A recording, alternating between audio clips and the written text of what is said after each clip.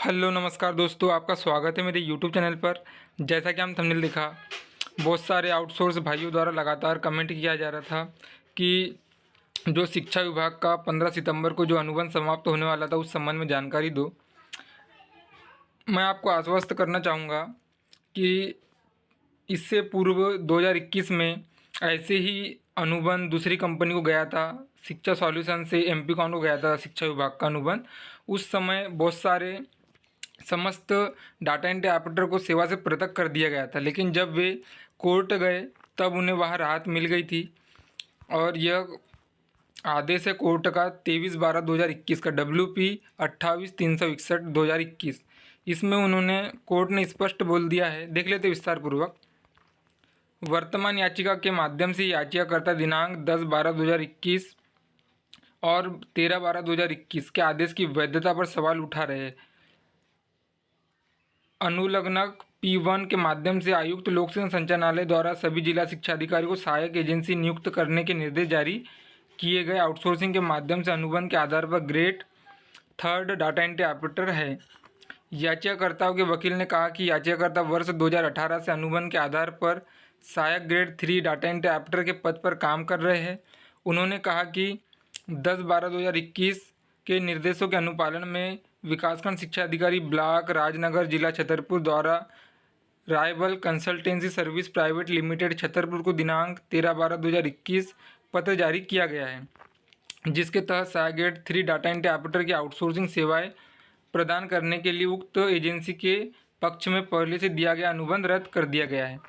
याचिकाकर्ताओं के विद्वान वकील ने प्रस्तुत किया कि अब अनुबंध एमपीकॉन को 1 वर्ष की अतिरिक्त अवधि या अगले आदेश तक के लिए दिया गया है। उन्होंने प्रस्तुत किया कि एमपीकॉन एक सरकारी उपक्रम है और वे आउटसोर्सिंग के माध्यम से व्यक्तियों की सेवाएं लेते हैं।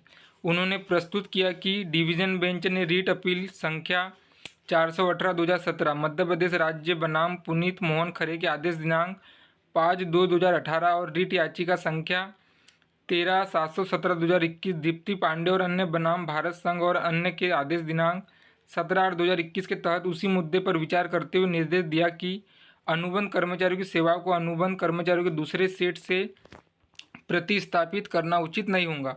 डिवीजन बेंच ने यह भी देखा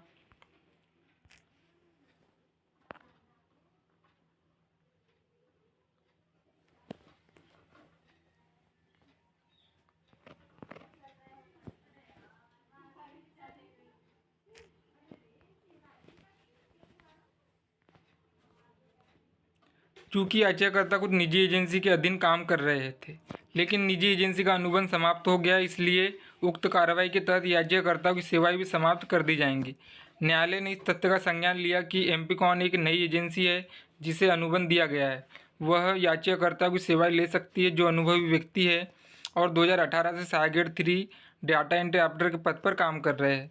उपरोक्त को ध्यान में रखते हुए चूँकि डिवीजन बेंच ने WP संख्या 13/717/2021 में प्रतिवादियों को कुछ निश्चित पद्धति अपनाने से प्रतिबंधित कर दिया है, जिसके तहत वे एक नई चयन प्रक्रिया कर रहे हैं और अपनी पसंद के अनुसार कर्मचारियों को काम पर रखने और निकालने की नीति अपना सकते हैं, जिसके परिणाम स्वरूप कई याचिकाकर्ताओं की सेवा बंद हो सकती है जो पिछले कई वर्षों से काम कर रहे हैं। इसलिए डिवीजन बेंच ने याचिकाकर्ता की सेवाएं की रक्षा की और उन्हें नए अनुबंध में भी जारी रखने की अनुमति दी। इसलिए यह न्यायालय भी इसी राय का है। प्रतिवादियों को निर्देश दिया जाता है कि यदि नया चयन किया जा रहा है तो याचिकाकर्ताओं की सेवाएं बंद नहीं की जाएंगी और उनके पिछले अनुभव को ध्यान में रखते हुए उन्हें वरीयता देकर उनकी सेवाएं ली जा सकती है। अधिक से अधिक वे नई शर्तें और नियम निर्धारित कर सकते हैं यदि उन्हें आवश्यकता हो। यहाँ उन्होंने स्पष्ट कर दिया है,